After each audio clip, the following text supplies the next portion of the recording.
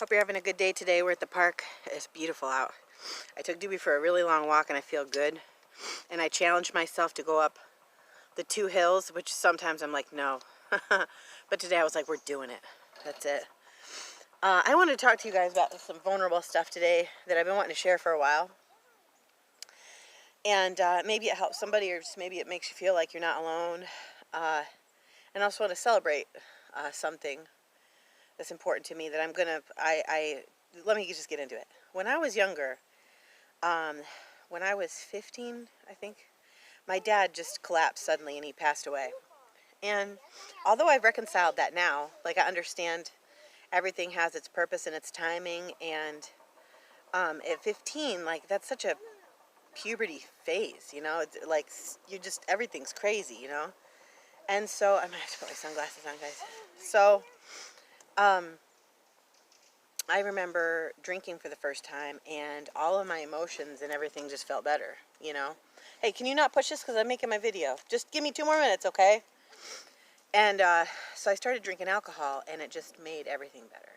And from that point on, I knew if I just drank alcohol, all these emotions that I was carrying that were like unresolved things would just, I could just feel better instantly. So I just began drinking all the time. That was what I did. I drank all the time.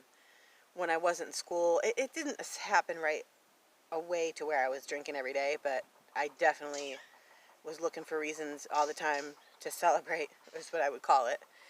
But on the weekends and stuff, and then, you know, probably up until right maybe a year before Stevie was born, I would say I was a functioning alcoholic. I had a fantastic job as a property manager with a, it wasn't a huge company, property management company, but they had like 30 properties, so it was decent, you know. And I was functioning. Like, I'd work really hard, of course, you know, but when it came a certain time of day, I was going to drink. And at that point, me and Sean had separated for about 3 years. And I was just dealing with the pain of that, so there was even, like, more pain. And I moved down here to North Carolina, and I'm from New York, so I wasn't near any of my family. Not that that would have really made a difference. But, yeah, so I pretty much was like an alcoholic. It even got to the point where, like, I'd have to drink at lunch, you know. And I don't really like to label that alcoholic. Like, I don't like labels, because I was just coping, using a mechanism or something to cope with and take away my feelings, you know. And it just was not beneficial. You know, I didn't feel well. Anyways, my point in telling you this is recently, I guess I never had a date. I don't remember the day I stopped drinking. Well, of course, when I got pregnant with Stevie. But of course, like, after I had Stevie, I could drink if I wanted to. And I just did a couple times, and I didn't like it. And thank God, it was just like that desire was gone. But recently, you know, I was like getting a bottle of wine. And not that anything got out of control at all.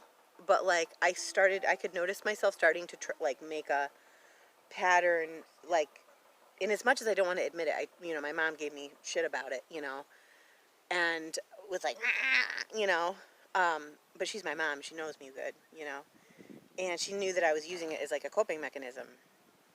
So my brother, he has problems also with particular drugs, and, you know, and I had talked to him when I was upstairs. I talked to my brother and I told him I was drinking, and I know that's not encouragement to him to get clean. So either way, I was like, you know what? I didn't like, and it wasn't like, I mean, guys, I'm talking like maybe I drank 1 time a week, and like I had a couple glasses of wine. But there was a couple times that I went further than I knew that I wanted to, because once you drink, your judgment is a little bit impaired, and you're not thinking with the judgment that you would be if you were sober. So anyways, I was like, you know what? I never had like a sobriety date before, but I'm not going back. I don't want to go back. Like, I've come far, and I'm not going to stop, and I'm going to be successful, and I'm going to have businesses, and I'm going to change my body, and I'm not going back. Like, I'm on this progression, and I've come this way, and I'm not going to turn around and start going backward, you know? So I was like, you know what? I texted my brother, and I was like, I'm going to, or I told him, I was like, September 29th, 2019, even though I've been sober for like 5 years. I mean, I've had like wine at Christmas or like Thanksgiving or something, but nothing like, But either way, I was like, you know what? I'm going to celebrate my recovery from alcohol every year on the 29th, and I'm going to abstain. I don't need it. I don't want it. It's not something that's really beneficial for me to play with at all, even just because of my past with it. It's not like, and it was cool because, it wasn't, once I made my mind up about it, I felt relieved. I felt like I wasn't playing with fire. My parents used to tell me when you play with fire, you get burned. That's true. And so, I feel really good about it. And so my sobriety date is September 29th, 2019. And still, there's other things that I use, like food sometimes. I find myself, when emotions come, stop please. When emotions come that are very big and large, I don't want to just feel them. I want to not feel them. Mama, I'm holding it Okay. if you break it. Okay. If I'll grab it if it falls. Okay. But I'm learning that I can just breathe and let the emotions come and go, and it's going to release some of that baggage that's inside of me. If I just allow it to come up and just leave, it'll come up and leave. Like, I keep suppressing those things inside. And I just got to let them go. And I'm going to be happier, and I'm happier already. And like, it's not even, it was just a couple weeks and a few times, and that's enough. I'm happy. So I just want to share that with you. I'm sure you guys don't know that about me, but, yeah.